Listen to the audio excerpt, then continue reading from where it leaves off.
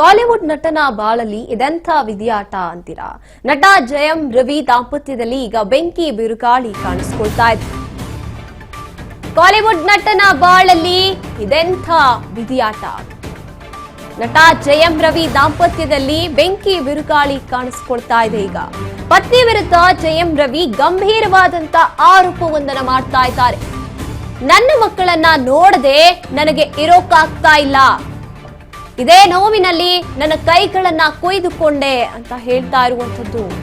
ನನ್ನ ಜೀವನ ಹಾಳು ಮಾಡಿದ ಎಲ್ಲರ ಕಥೆಯನ್ನ ಮುಗಿಸ್ತೀನಿ.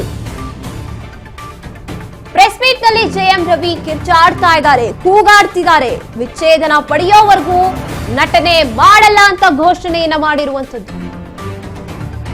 ಮಕ್ಕಳಿಗಾಗಿ ನಟ ಜಯಂ ರವಿ ಆಕ್ರಂದನ. ಕಾಲಿವುಡ್ ನಟನ ಬಾಳಲ್ಲಿ ಈಗ ವಿಧಿಯಾಟ. ವಿಚ್ಛೇದನ ಪಡೆಯೋವರೆಗೂ ಕೂಡ, ಅಥವಾ ನನ್ನ ಮಕ್ಕಳನ್ನ ನಾನು ಮತ್ತೊಮ್ಮೆ ಭೇಟಿ ಆಗ್ಬೇಕು, ನೋಡ್ಬೇಕು, ನನ್ನ ಮಕ್ಕಳನ್ನ ಬಿಟ್ಟು ನನ್ಗೆ ಇರೋಕ್ಕಾಗ್ತಿಲ್ಲ, ಅಲ್ಲಿವರೆಗೂ ಕೂಡ ನಾನು ಆಕ್ಟಿಂಗ್ ಮಾಡಲ್ಲ ಅಂತ ಹೇಳ್ತಾ ಇರುವಂತದ್ದು ಜಯಂ ರವಿ. ಈಗ ದಾಂಪತ್ಯದಲ್ಲಿ ಬಿರುಕು ಉಂಟಾಗಿದೆ. ಪತ್ನಿ ವಿರುದ್ಧ ಗಂಭೀರವಾದಂತ ಆರೋಪವನ್ನ ಮಾಡ್ತಾ ಇರುವಂತದ್ದು. ನನ್ನ ಮಕ್ಕಳನ್ನ ನೋಡದೆ ಅಂತೂ ನನ್ನ ಕೈಲಿ ಬದುಕಿರೋಕ್ಕಾಗೋದಿಲ್ಲ, ಇದೇ ನೋವಿನಲ್ಲಿ ಕೈಗಳನ್ನ ಕುಯ್ಕೊಂಡ್ರಂತೆ ಜಯಂ ರವಿ. ಇನ್ನು ನನ್ನ ಜೀವನ ಈ ರೀತಿಯಾದಂತಹ ಪರಿಸ್ಥಿತಿಗೆ ಬರೋದಕ್ಕೆ, ಅಥವಾ ನನ್ನ ಜೀವನವನ್ನ ಹಾಳು ಮಾಡಿರೋದಕ್ಕೆ ಯಾರೆಲ್ಲ ಕಾರಣೀಭೂತರಾಗಿದ್ದಾರೆ ಅವರನ್ನ ನಾನು ಸುಮ್ಮನೆ ಬಿಡೋಲ್ಲ ಅಂತ ಹೇಳ್ತಿದ್ದಾರೆ. ವಿಚ್ಛೇದನ ಪಡೆಯುವವರೆಗೂ ಕೂಡ ನಾನು ಆಕ್ಟಿಂಗ್ ಮಾಡಲ್ಲ ಮತ್ತೊಮ್ಮೆ ಅಂತ ಹೇಳ್ತಾ ಇರುವಂತದ್ದು, ಅದು ಪ್ರೆಸ್ ಮೀಟ್ ನಲ್ಲೇ. ಇನ್ನು ಮಕ್ಕಳಿಗಾಗಿ ಕಣ್ಣೀರಿಟ್ಟಿದ್ದಾರೆ ಜಯಂ ರವಿ. ಕಾಲಿವುಡ್ ನಟ ಜಯಂ ರವಿ ಪ್ರೆಸ್ ಮೀಟ್ ನಲ್ಲೇ ಈ ರೀತಿಯಾಗಿ ಹೇಳಿರುವಂತದ್ದು.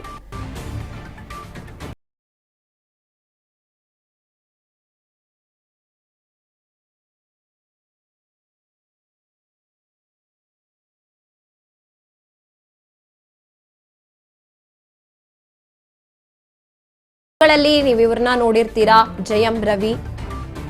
ಮತ್ತೆ ತೆಲುಗು ಸಿನಿಮಾಗಳಲ್ಲೂ ಕೂಡ ನಟನೆ ಮಾಡಿದ್ದಾರೆ.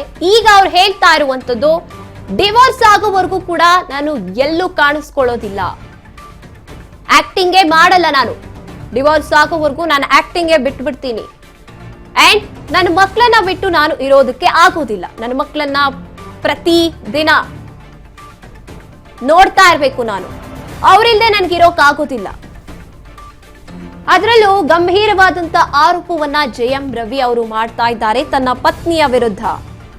ವಿಚ್ಛೇದನಕ್ಕೆ ಈಗ ಮುಂದಾಗ್ತಾ ಇರುವಂತದ್ದು.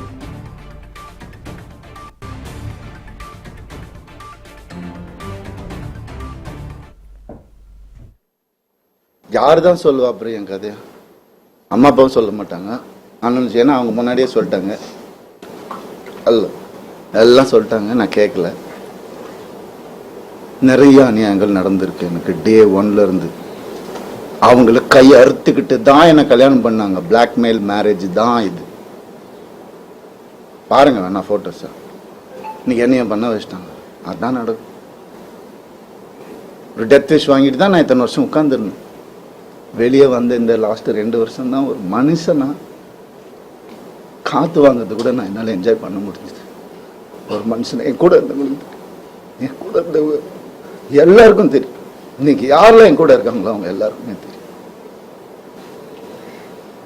இப்படி ஒரு அதுக்குள்ள 2 வருஷம் கல்யாணம், வீட்டை விட்டு பிரிச்சு கூட்டு வந்துட்டு இங்க வந்துட்டு வீடு கட்டணும், இது கட்டணும், அது இங்க வேலைக்கு போவோம், அங்க வேலை, யார் காசு கொடுத்தாலும் வாங்கிக்கோ, நமக்கு இதுதான் முக்கியம். அதுதான் என்ன, அதுல 3 படம் எனக்கு போச்சு, ஃபெயிலியர் ஆயிடுச்சு. ஏதோ பண்ணேன். அவங்க வீட்டோட ப்ரொடக்ஷனு ஒரு படம் முடியறதுக்குள்ளே இன்னொரு படம் டேட். கம்பெனி ஆர்டிஸ்ட் நான். அப்படியே என்ன சீரியல் ஆர்டிஸ்ட் மாதிரி உள்ளே வச்சு என்ன இது பண்ணுவீங்க. அதுலேருந்து நான் வெளியே வரக்கூடாது. நான் படித்த விஸ்காமுக்கும் நான் பார்த்த என்னுடைய ஃபிலிம் ஃபெஸ்டிவல்ஸும் ஒரு 5 ஃபிலிம் ஃபெஸ்டிவல் லைஃப்பில் நான் பார்த்துருக்குறேன். அந்த நாலேஜ் எல்லாம் வச்சு நான் எதுவும் கிரியேட் பண்ணக்கூடாது. இதுலேயே அடங்கி இப்படியே இருக்கணும். அவங்களுக்கு பிடிக்கிற மாதிரி படங்கள், மாசா கமர்ஷியலாக. உங்களுக்கு தெரியும் என்ன மாதிரி. ಎಸ್ ಬಗ್ಗೆ ಹೆಚ್ಚಿನ ಮಾಹಿತಿಯನ್ನ ನಮ್ಮ ಪ್ರತಿನಿಧಿ ದಿವ್ಯಲತಾ ನೀಡ್ತಾರೆ. ಎಸ್ ದಿವ್ಯಲತಾ, ಈಗ ತಮಿಳು ನಟನ ಜೀವನದಲ್ಲಿ ಬಿರುಕು ಉಂಟಾಗಿರುವಂತದ್ದು. ಅವರು ನೇರವಾಗಿ ಆರೋಪ ಮಾಡ್ತಿದ್ದಾರೆ ತನ್ನ ಪತ್ನಿ ಬಗ್ಗೆ. ಮತ್ತೆ ನನ್ನ ಈ ಒಂದು ಪರಿಸ್ಥಿತಿ ಕಾರಣ ಆದವ್ರು ಯಾರನ್ನೂ ಸುಮ್ಮನೆ ಬಿಡಲ್ಲ ಅಂತಿರುವಂತದ್ದು. ಏನಾಯ್ತು ನಿಜಕ್ಕೂ ಅಂತ? ಎಸ್ ಗಾಯತ್ರಿ, ಏನು ಸೌತ್ ಸಿನಿ ಇಂಡಸ್ಟ್ರಿಯಲ್ಲಿ ತುಂಬಾ ಫೇಮಸ್ ಆಗಿರೋ ಆಕ್ಟರ್ ಅಂತಂದ್ರೆ ಜಯಂ ರವಿ ಅವರು. ಸೊ ಫಿಲ್ಮ್ ಚಿಕ್ಕೇಜಿಂದ ಎಷ್ಟು ಜನ ನೋಡ್ಕೊಂಡ್ ಬಂದಿದ್ದಾರೋ ಇವಾಗ ಗೊತ್ತಿಲ್ಲ, ಬಟ್ ಅವ್ರು ತುಂಬಾ ಫೇಮಸ್. ಆಕ್ಚುಲಿ 2024 ಅವರು ಡಿವೋರ್ಸ್ಗೆ ಅಪ್ಲೈ ಮಾಡ್ತಾರೆ ಅವ್ರ ವೈಫ್ ಆರ್ತಿಯಿಂದ. ಆದ್ರೆ ಅಂದಿನಿಂದ ಇಂದಿನವರೆಗೂ ಅವ್ರ ಲೈಫ್ ಅಲ್ಲಿ ಯಾವುದೇ ಒಂದು ಸಂತೋಷ ಅನ್ನೋದಿಲ್ಲ ಅನ್ನೋ ಒಂದು ಆರೋಪ ಮಾಡ್ತಾ ಇದ್ದಾರೆ. ಯಾಕಂದ್ರೆ ಗುಲಾಮನ್ಗಿಂತ ಕಡೆಯಾಗಿ ಅವ್ರ ಹೆಂಡತಿ ಇವ್ರನ್ನ ಟ್ರೀಟ್ ಮಾಡ್ತಿದ್ದಾರೆ ಅನ್ನೋ ಒಂದು ಗಂಭೀರ ಆರೋಪ.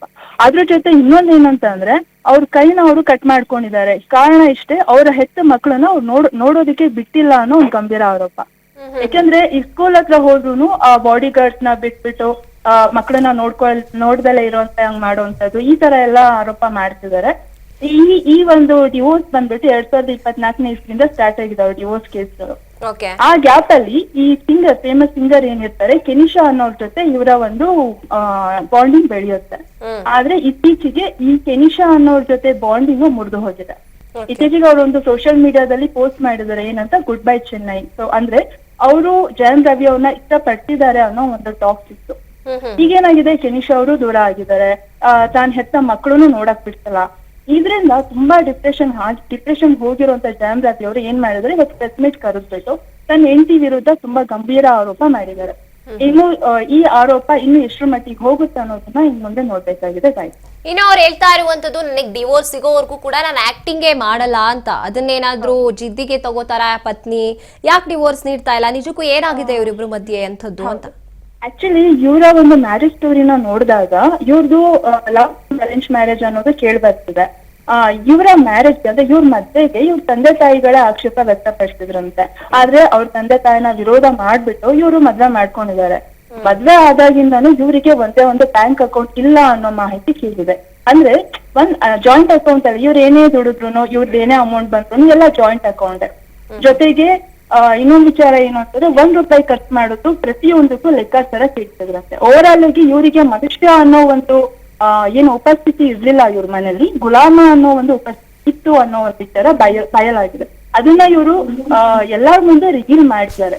ಸೊ ಆ ಒಂದು ಕಾರಣ ಮೇಜರ್ ಕಾರಣ ಇರ್ಬೋದು. ಯಾಕಂದ್ರೆ ಎಲ್ಲಾ ಡಿವೋರ್ಸ್ ಆಗಿ ಎಲ್ಲಾ ಏನು ತಮ್ಮ ಸಂಕಷ್ಟ ಇರ್ಬೋದು, ಈ ಒಂದು ಏನಂತಾರೆ ತುಂಬಾ ಸಂಕಷ್ಟದಲ್ಲಿರೋ ಪ್ರಾಬ್ಲಮ್ಗಳಿಂದ ಎಲ್ಲ ಮುಕ್ತವಾಗಿ ನಾವು ಮೂವಿಗೆ ಹೋಗೋಣ ಅನ್ನೋ ಪ್ಲಾನ್ ಅಲ್ಲಿ ಇರ್ಬೋದು. ಓಕೆ, ಥ್ಯಾಂಕ್ ಯು ದಿವ್ಯಾ ನಿಮ್ಮೆಲ್ಲ ಮಾಹಿತಿಗಾಗಿ. ಎಸ್, ಇದು ಒಂದ್ ರೀತಿಯಾಗಿ ಈ ಕಡೆ ಡಿವೋರ್ಸ್ ಕೊಡೋಕ್ಕೂ ಕೂಡ ಪತ್ನಿ ತಯಾರಿಲ್ಲ, ಡಿವೋರ್ಸ್ ಆಗೋವರೆಗೂ ಕೂಡ, ಅಥವಾ ಈ ಒಂದು ಸಮಸ್ಯೆ ಏನಿದೆ ನನ್ಗೆ ಆಗ್ತಾ ಇಲ್ಲ, ಈ ಕಡೆ ಮಕ್ಕಳು ಇಲ್ಲದೆ ಕೂಡ ಇರೋಕ್ಕಾಗ್ತಿಲ್ಲ, ಇದೆಲ್ಲ ಪರಿಹಾರ ಆಗೋವರೆಗೂ ಕೂಡ ನಾನು ಆಕ್ಟಿಂಗೇ ಮಾಡಲ್ಲ ಅಂತ ಹೇಳ್ತಾ ಇರುವಂತದ್ದು ನಟ. ಇನ್ನು ಮತ್ತೊಂದು ಹೆಣ್ಣಿನ ಪ್ರವೇಶ ಆಗಿತ್ತು, ಈಗ ಅವರಿಂದನೂ ಕೂಡ ದೂರ ಆಗಿದ್ದಾರೆ. ಈ ರೀತಿಯಾಗಿ ನೋಡ್ತಾ ಹೋದಾಗ ನಿಜಕ್ಕೂ ಗೊಂದಲದಲ್ಲೇ ಇದೆ ಈ ಒಂದು ಪರಿಸ್ಥಿತಿ ಅಂತ ಹೇಳ್ಬೋದು.